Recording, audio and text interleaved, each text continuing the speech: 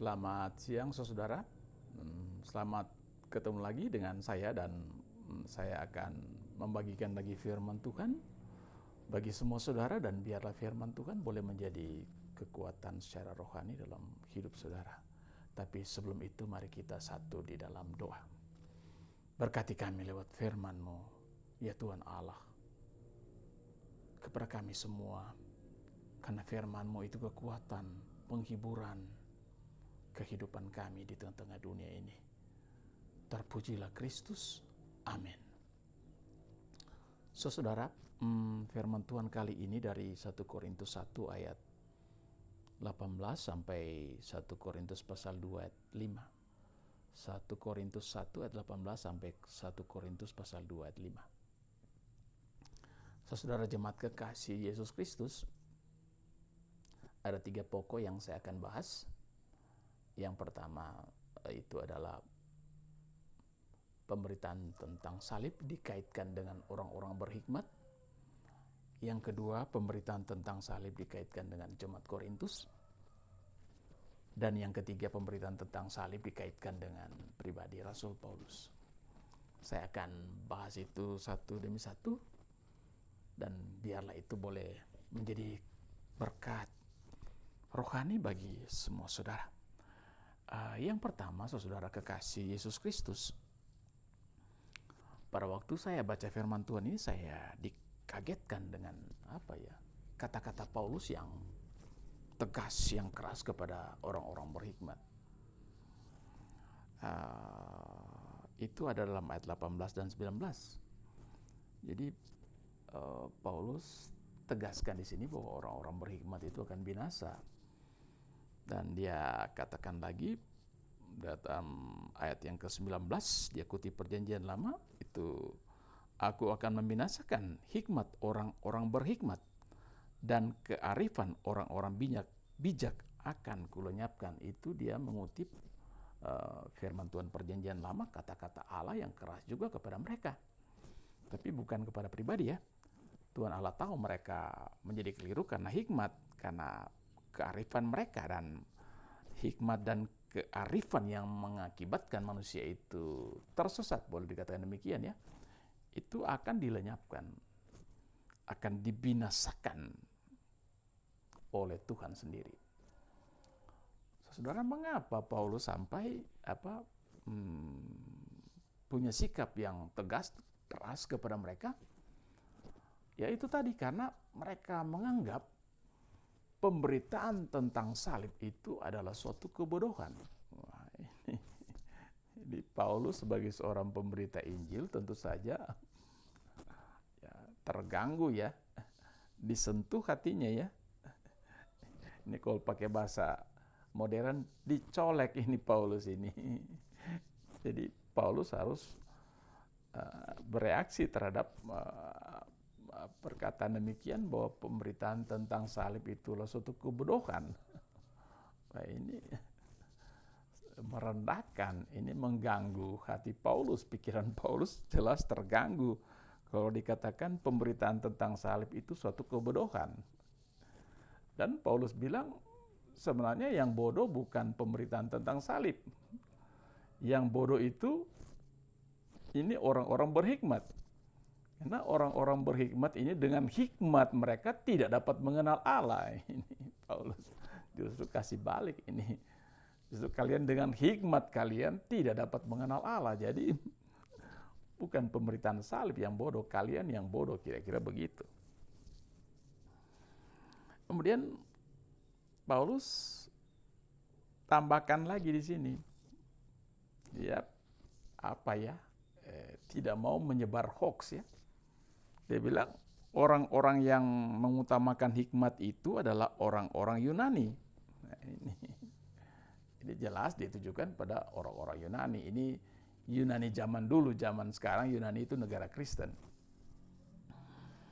Kemudian dia tambahkan lagi, ini orang-orang Yunani ini yang menganggap salib itu suatu kebodohan, itu beti dengan orang-orang Yahudi, sama-sama orang Yahudi, orang Yunani, mereka ya boleh dikatakan menolak Yesus. Jadi Paulus di sini juga tidak kompromi, tidak 50-50 juga. Oh ini kan orang Yahudi, Tuhan Yesus juga orang Yahudi ya, nggak usah galak-galak lah, agak ringan dengan dikit lah. Enggak, sama. Orang Yunani, orang Yahudi tidak percaya pada Tuhan, maka kebinasaan menanti mereka. Kira-kira begitu. Ini Paulus jadi galak ya. Dan itu memang tidak bisa kompromi bicara keselamatan di bawah kolong langit ini, hanya Tuhan Yesus yang dapat menyelamatkannya. Dan kalau kita tidak percaya, maka kita akan binasa karena sikap kita itu sendiri.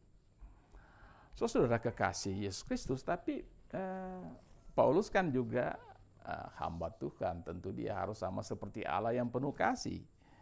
Dia katakan, tetapi untuk mereka yang dipanggil, baik orang Yahudi maupun orang bukan Yahudi, Kristus adalah kekuatan Allah dan hikmat Allah. Jadi itu kan keterbatasan manusia.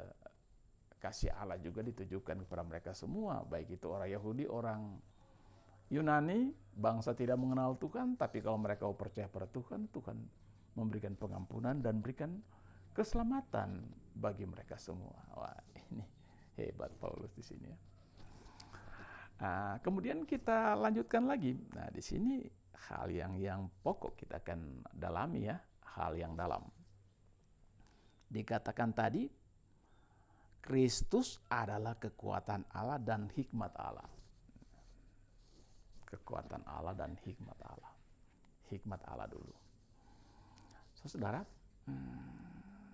manusia hebat, manusia luar biasa. Ada yang mengatakan kemampuan manusia sampai ke bulan itu baru 10% yang ada dalam dirinya. Baru 10% dia keluarkan kemampuan sudah sampai di bulan. Bagaimana kalau sudah 70-90%, ya luar biasa tentunya. Tapi saudara, ada hal yang menjadi problem manusia, soal manusia yang tidak bisa dia selesaikan. Ya. Teman-teman saya di SMA dulu yang hobi matematika, kimia, fisika, mereka senang cari-cari soal, kemudian dengan rumus bagaimana mereka menyelesaikan soal itu. Nah, pertanyaan sekarang, apa yang tidak bisa diselesaikan manusia?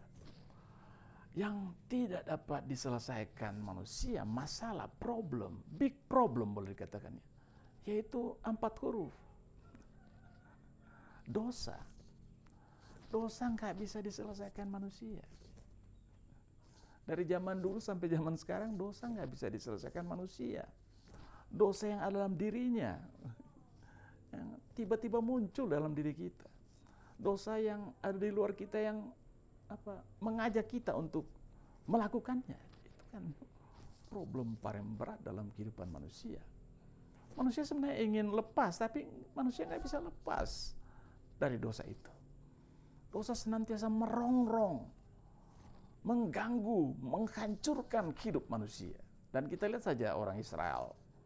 Mereka dibebaskan dari tanah Mesir, di padang gurun, lambang kesusahan. Mereka juga menentang Tuhan, berdosa di hadapan Tuhan.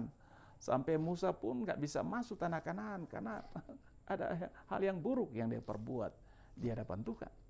Cuma Yosua dan Kaleb, sampai pun mereka di tanah Kanaan sama juga. Susah melawan Tuhan, senang juga melawan Tuhan. Akhirnya juga mereka dibuang dan dikembalikan kembali ke tanah mereka kembali hidup dalam dosa. Dan itu gambaran kehidupan manusia yang diwarnai, yang dikuasai oleh dosa. Sampai sekarang pun sama. Orang yang percaya pada Tuhan ya digoda oleh dosa. Orang yang tidak percaya digoda oleh dosa. Orang yang percaya pun digoda oleh dosa. Dan saudara, apa yang tidak dapat diselesaikan, apa yang tidak dapat dipecahkan oleh manusia, itu diselesaikan oleh Allah sendiri. Dia membuat manusia terlepas dari permasalahannya. Ia membuat masalah yang pelik yang diperhadapkan kepada manusia. Manusia bisa lepas. Itu masalah bisa diselesaikan lewat peristiwa di kayu salib. Di kayu salib kita diampuni. Di kayu salib kita dibenarkan. Di kayu salib kita dilepaskan oleh karena kuasa Tuhan, oleh karena Tuhan sendiri. Dan itulah hikmat Tuhan, di mana manusia tidak mampu menyelesaikan masalah yang ada dalam dirinya, maka Tuhan datang dan menyelesaikan masalah itu. Dan penyelesaian masalah itu ada di kayu salib. Wow, ini luar biasa, saudara. Ini yang pertama. Dan yang kedua, saudara, teman-teman saya yang sekolah teologi, mereka katakan jangan terlalu berteori, kalau boleh aplikasi penerapan yang banyak. Saudara, pada waktu peristiwa kebangunan rohani di tempat-tempat terbuka, di lapangan bola, gedung yang besar, saudara, di situ Tuhan menjamah hati manusia. Ada tiupan angin dari sorga yang merubah hati manusia. Orang jahat, penjahat, pembunuh, pencuri sadar dan berubah dalam kehidupannya. Wow, itu luar biasa ya. Ini fakta kenyataan. Kita melihat sesudah orang ikut kebangunan rohani, pulang di rumah dia berubah total dalam kehidupannya. Itu karena kuasa Tuhan yang melanda hidupnya sehingga dia boleh mengalami kasih Tuhan, pertolongan Tuhan yang luar biasa dalam kehidupannya. Dan itulah yang dimaksud di sini dengan kekuatan Allah. Kalau tadi hikmat Allah, inilah kekuatan Allah. Kekuatan Allah yang menyelamatkan manusia. Kekuatan diri sendiri, kekuatan organisasi tidak dapat merubah hidup manusia. Tapi kalau kekuatan Allah yang hadir lewat hambanya dalam peristiwa acara-acara kebangunan rohani, orang bisa mengalami perubahan, pertobatan di dalam kehidupannya. Saudara, ini poin yang pertama berkaitan dengan pemberitaan tentang salib dikaitkan dengan orang-orang berhikmat.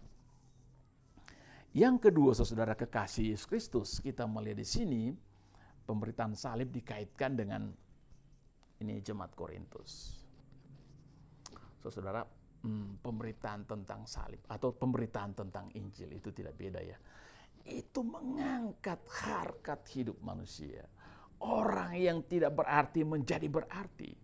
Orang yang tidak terpandang menjadi terpandang dalam kehidupan sesamanya. Oleh karena mereka boleh menerima pemberitaan tentang Injil itu. Pemberitaan tentang salib. Salib mengangkat hidup manusia.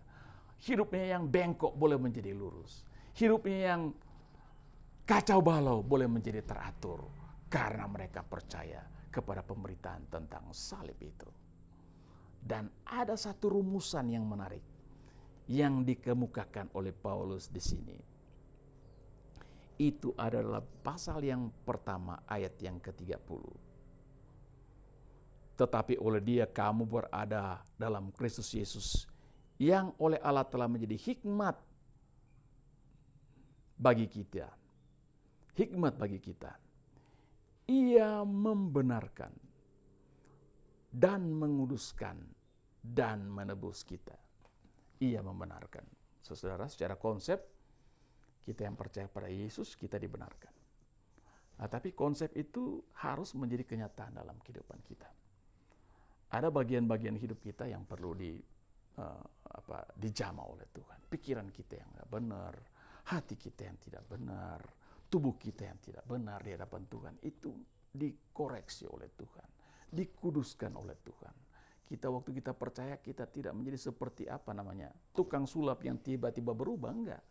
Ada bagian-bagian tertentu dalam hidup kita yang mulai diurus oleh Tuhan, yang mulai dijamah oleh Tuhan. Dan semua orang mengalami itu. Apakah itu pikirannya yang enggak benar sekarang dibenarkan oleh Tuhan, hatinya, iya kan, tangannya yang suka tempeleng orang sekarang berubah menjadi baik, ya toh. Yang suka bertengkar tidak lagi demikian, dan macam-macam yang lain yang dalam diri manusia, keberdosaan dalam diri manusia itu diselesaikan oleh Tuhan. Itu yang maksudnya dikuduskan oleh Tuhan. Dan sesudah dikuduskan, dia akan dikatakan di sini ditebus, mengalami penebusan itu. Jadi saudara kekasih Yesus Kristus, ini masalah dunia teologi masalah pengembalaan, dan itu memang hal yang pasti terjadi dalam kaitan dengan kehidupan berjemaat. Di dalam hidup berjemaat ini tiga proses ini, pembenaran, pengudusan, dan penembusan, itu senantiasa mewarnai kehidupan orang-orang yang percaya kepada Tuhan. Ada banyak di situ permasalahan yang terjadi karena mengalami proses ini, dan kita harus menerima itu, dan kita harus menjalani itu. Ada perkembangan kerohanian dalam hidup kita sebagai orang-orang yang percaya kepadanya. Saudara, ini rumusan yang menarik yang tetap kita pegang, jalani dalam kaitan dengan kehidupan bergereja zaman kini, bahwa dalam kehidupan bergereja itu ada dikatakan di sini, dibenarkan, dikuduskan, dan ditebus. Kita menjadi milik Allah seutuhnya sesudah kita mengalami dikatakan istilah penebusan itu. Kekasih Yesus Kristus. Yang ketiga, kita melihat bersama-sama dalam bagian firman Tuhan ini, itu pemberitaan tentang salib dikaitkan dengan pribadi Paulus. Dan Paulus dikatakan dalam pasal yang kedua 1-5 ini, dia katakan kepada mereka, aku tidak datang kepadamu saudara-saudara dengan kata-kata yang indah atau dengan hikmat untuk menyampaikan kesaksian Allah kepada kamu. Dia tidak datang dengan kata-kata berhikmat, kata-kata indah, tetapi dia datang kepada mereka dengan kekuatan Allah. Ini saudara, tadi itu disalib ada kekuatan Allah, maka sekarang pun Paulus dalam pemberitaan firman-Nya dia datang dengan kekuatan Allah. Ini kunci yang penting saudara dalam pelayanan Tuhan. Kita tidak datang dengan kehebatan kita sebagai manusia, nggak ada guna itu. Kita tidak datang dengan skill kita yang luar biasa, mungkin kata-kata kita wow, Ibrani, Yunani, Inggris, mantap men, ya kan? Kita tidak datang dengan kata-kata demikian. Kita datang dengan kekuatan yang berasal dari Tuhan, kekuatan ilahi. Oleh sebab itu, saudara, kita jangan terlalu pemberitaan firman Tuhan logik, selalu logik.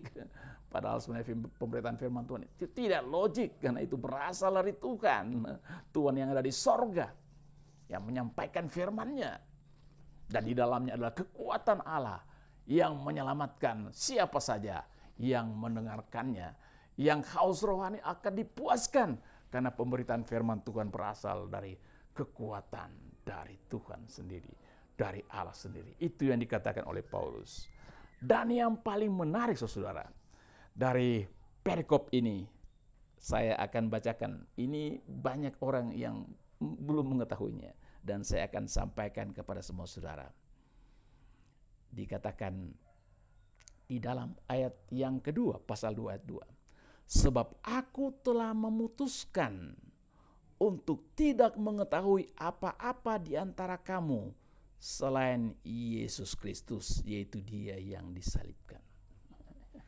Jadi Paulus itu, dia telah putuskan, ngambil keputusan dalam hatinya bahwa dia tidak akan bicara yang lain atau cari tahu yang lain tentang hidup berjemaat, selain dia ingin tahu bagaimana Tuhan Yesus yang ada dalam kehidupan mereka. Itu Paulus hanya ingin tahu bagaimana Tuhan Yesus berkarya ada di tengah-tengah kehidupan jemaat yang dia layani. Wah, ini kan orang banyak salah di sini. Orang mau bicara bicara gereja tentang musik, bagus juga ya. Bicara olahraga, bicara pembangunan, bicara perkembangan rohani. Tapi yang pokok di situ bagi Paulus harus senantiasa disertai atau dihubungkan dengan Yesus. Itu maksudnya. Kalau ada hal yang kita buat dalam kehidupan bergereja dilepas dari Yesus, itu masalah. Itu keuangan gereja kalau tanpa Tuhan Yesus, repot, bahaya di situ. Oleh sebab itu Paulus katakan di sini, aku tidak mau tahu yang lain. Aku cuma ingin melihat bagaimana jemaat itu kehidupan pribadinya atau secara keseluruhan kehidupan mereka dengan Tuhan Yesus. Itu yang pokok. Itu kan yang akan menguatkan mereka. Kita bisa cek di situ bagaimana kerohanian mereka. Pribadi lepas pribadi dengan Tuhannya, dengan Tuhan Yesus yang mereka percaya, dan bagaimana Tuhan Yesus menolong kehidupan mereka. Itu yang paling pokok, yang penting, yang apa namanya, yang harus dilakukan dalam pelayanan pastoral konseling. Luar biasa Paulus di sini. Ini pencerahan yang bagus ya pada kita semua yang hidup dalam dunia kekristenan masa kini, agar semua aktivitas kita harus senantiasa dikaitkan dengan Yesus, Sang Pemberi hidup itu, Sang Penyelamat itu, yang mati buat kita semua di kayu salib. Itu kan yang pokok. Saudara kekasih Yesus Kristus, itu 3 pokok yang menarik ya. Tapi mari kita kaitkan, saudara. Pemberitaan firman ini dikaitkan dengan orang-orang Korintus, gitu. Bagaimana dikaitkan dengan orang-orang Korintus. Saudara, memang kalau Injil itu dikatakan pemberitaan tentang Injil, pemberitaan tentang salib itu dikatakan suatu kebodohan. Wah, itu menyinggung diri Paulus sebagai seorang penginjil. Dia kan yang bawa Injil itu dengan orang-orang lainnya, bukan hanya dia. Membawa Injil itu dari Asia ke Eropa. Itu Paulus. Dan kalau dikatakan itu adalah suatu kebodohan, wah itu pelecehan ya, pelecehan. Apa? Sangat mengganggu. Berarti apa yang dibuat oleh Paulus itu sia-sia semuanya, kan bodoh. Suatu kebodohan. Tidak ada guna. Ya kan? Pemberitaan Injil tidak ada guna, bodoh kok. Nah ini saudara, apa ya? Pembusukan terhadap pemberitaan firman Tuhan. Nah, ini pembusukan. Ini mau menghancurkan dunia pelayanan, dunia pekerjaan Tuhan. Pemberitaan firman Tuhan, kalau dikatakan pemberitaan itu suatu kebodohan. Dan saya pikir ini kalau dikaitkan dengan jemaat Korintus, itu apa ya? Menegur mereka juga. Artinya apa? Artinya kalau mereka berselisih, ya, ada kan di situ mereka berselisih, pecah, itu kan negatif tuh, pecah, berselisih, perpecahan itu negatif. Perpecahan dan perselisihan itu juga apa? Pembusukan terhadap pemberitaan firman Tuhan. Ya, pembusukan terhadap pemberitaan firman Tuhan. Perpecahan dan perselisihan. Jadi dengan sendirinya Paulus ingin katakan pada mereka, sudah tidak usah masalah-masalah itu tidak bagus. Itu Injil itu dikatakan pembodohan, itu merusak. Pembusukan itu juga perpecahan dan perselisihan itu juga pembusukan terhadap pemberitaan firman Tuhan. Jadi mari kita sadari bersama-sama kira-kira demikian. Secara tidak langsung Paulus ingin menyadarkan mereka supaya mereka kembali ke jalan Tuhan. Sudah jutu, nggak usah itu berselisih.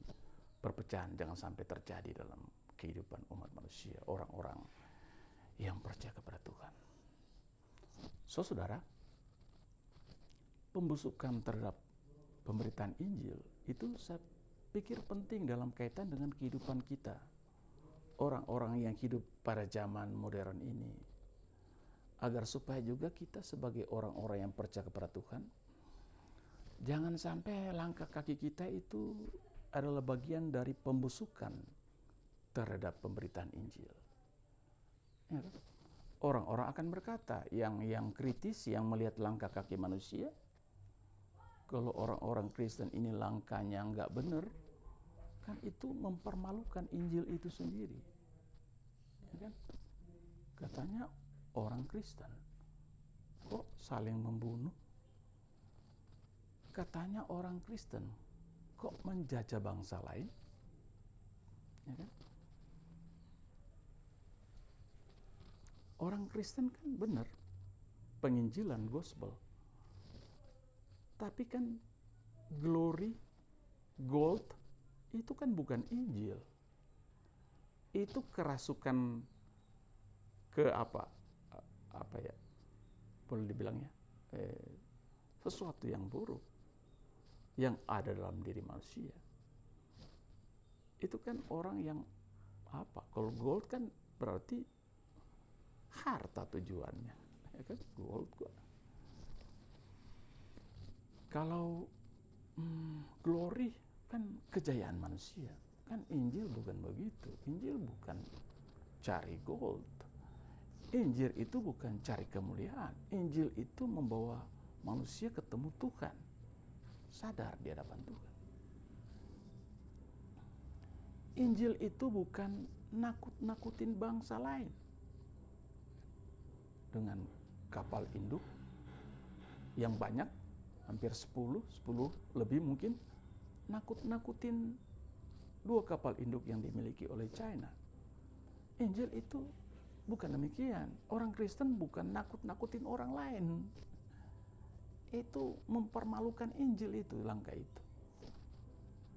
Injil itu bukan membunuh orang. Nggak ada ajaran Injil membunuh orang lain. Jadi jangan bawa dunia kekristenan kalau mau menghantam itu Irak dengan bom-bom bertubi-tubi sehingga hancur negara itu. Ya, lebih baik kita terang-terangan di sini toh bahwa dunia kekristenan itu bukan demikian. Dunia kekristenan itu penuh kasih, dunia kekristenan cinta kedamaian. Dunia kekristenan mengharapkan dunia ini menjadi lebih baik, bukan menjadi lebih buruk. Itu penjajahan kan nggak benar. Injil tidak mengajarkan kita untuk menjajah bangsa lain. Minta maaf, tapi benar kan negara-negara Eropa itu yang tukang jajah itu sudah tinggalkan itu, nggak benar itu. Termasuk penjajahan secara ekonomi. Selalu mereka untung dan yang negara yang partner mereka selalu rugi, menjajah secara ekonomi. Itu kan nggak benar. Saudara kekasih Kristus, ini perlu disampaikan agar supaya Injil itu jangan diketawain orang. Injil itu jangan sampai menjadi olok-olokan orang. Injil itu harus sungguh-sungguh membawa kemajuan, perbaikan dalam kehidupan manusia. Jangan sampai Injil yang diidentikan dengan garam dunia, itu menjadi tawar dan diinjak-injak orang karena perbuatan kita sebagai manusia. Saudara, mari kita kembali ke jalan Tuhan. Kalau kita mengatakan diri kita orang Kristen, orang percaya, sebaiknya langkah-langkah kaki kita tidak bertentangan dengan firman-Nya. Terpujilah Kristus. Amin.